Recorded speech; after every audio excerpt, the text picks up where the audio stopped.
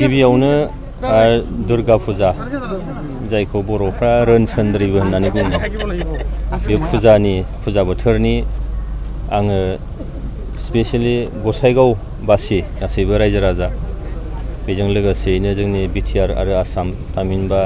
सारा भारत आरो सारा मुलुगनि साफ्रोमबो रायजो राजाफोरनिसिम नोगोरारिफोरनिसिम आंनि गोसो गोरबोनि गोजोन हामलायनाय आरो फुजा बोथोरनि हेपि दुर्गा फुजा आङो होबाय दिनै आं नंगौ गसाइगाव बे साब डिभिजननि सिङाव बा गसाइगाव टाउनाव आङो खेबसे फुजा बोथोराव मन्दप मोननैसो आङो बेरायनानै थांनि होननानै आङो साननाय जादों आरो बेबायदि दिनैहाय बाव फैनानै जोबोद मोजां मोनदों मानोना दिनैनि बे फेस्टिभ समाव जोङो बयबो गावनि गाव बिदा फंबाय सानलायनाय मानसि हारि हिसाबै मोनसे अनलायनाय बेयो निस्सय फैथों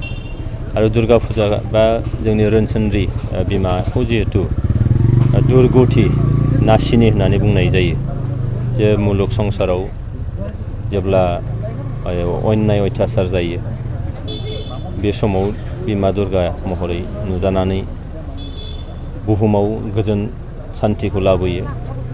मानसि हारिखौ थांनानै थानायनि राहा होयो दा बेखायनो आङो मिजिं खालामदों आरो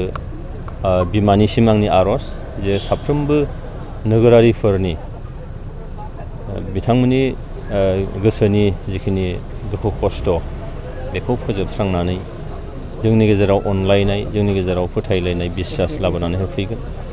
बयनिबो न'खराव जिहेथु बिमा दुर्गाखौ जों लोगोसेयैनो बेयाव धोन सम्पतिनि बाथ्रा फैयो गियाननि बाथ्रा फैयो बे गासैबो जाहाथे बयबो मोननो हाथों आङो बेखौ बिमानिसिम आर'ज खालामनानै खुलुमनाय आरो सिबिनायखौ बावहरदों आरो बयबो रायजो राजाखौ आं खावलायदों बे फेस्टिभ मुडआव थानानै जों बयबो गोजोनखौ लाखिनानै खौसेथियै जोङो आवगायलांनांगोन जिहेतु दा बिटिआरआव गोजोन खौसेथिया फैबाय आरो बे गोजोन खौसेथिया जाहाथे मालाबाबो बाया जोंनि गेजेराव हारि माहारिनि गेजेराव अनलायनाय फोथायलायनाय सहायलायनाय बेफोर जाहाथे बिमा दुर्गा एबा बिमा रोनसोन्द्रिया जोंनो बयनोबो लाबोनानै होफैयो बेखौ आंनो आर'ज मोनसे थाबाय